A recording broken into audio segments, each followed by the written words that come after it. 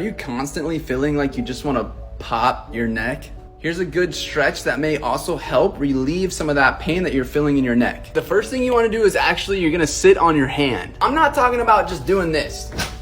That's not gonna do much, okay? You gotta really get in there like you're digging for gold. Check this out.